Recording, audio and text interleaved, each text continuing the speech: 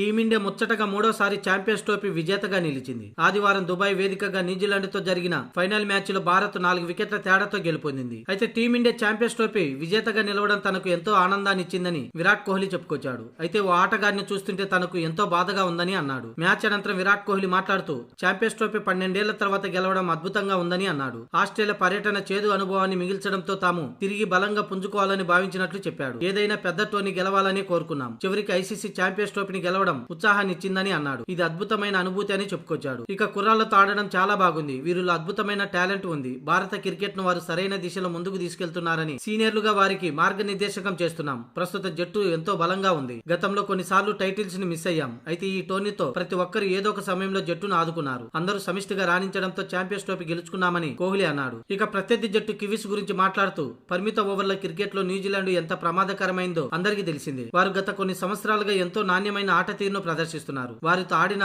ప్రతిసారి మాకు ఛాలెంజింగ్ గా ఉంటుంది. ప్రతి ప్రణాళికలను వారు ఎంతో ఖచ్చితంగా మైదానంలో అమలు చేస్తారు. నాకు తెలిసి అంత ఖచ్చితమైన ప్రణాళికలను మైదానంలో అమలు చేసే టీం మరొకట్లేదు. ఆ జట్టుతో ప్రతి ఫీల్డర్ కూడా వారి బౌలర్ బంతులు ఎక్కడ వేస్తారు, ఎక్కడ వేయబోతున్నారు అనేది స్పష్టమైన అవగాహనతో ఉంటారు. ఖచ్చితంగా న్యూజిలాండ్ కు క్రెడిట్ ఇవ్వాల్సిందే. అయితే కేన్ విలియమ్సన్ గురించి మాట్లాడుతూ విరాట్ కోహ్లీ బాధపడ్డాడు. విలియమ్సన్ తనకు మంచి స్నేహితుడని కోహ్లీ చెప్పుకొచ్చాడు. అయితే అతడిని ఓడిన జట్టులో చూడడం చాలా బాధగా ఉందని అన్నాడు. కానీ అతడు గెలిచిన జట్టులో ఉన్న 2 సందర్భాలలో తాను ఓడిన జట్టులో ఉన్నానని చెప్పి అందరినీ నవ్వుల్లో ముంచెత్తాడు కోహ్లీ. ఇక తన రిటైర్మెంట్ గురించి మాట్లాడుతూ తనకు ఇప్పట్లో రిటైర్ అయ్యే ఆలోచన లేదని అన్నాడు.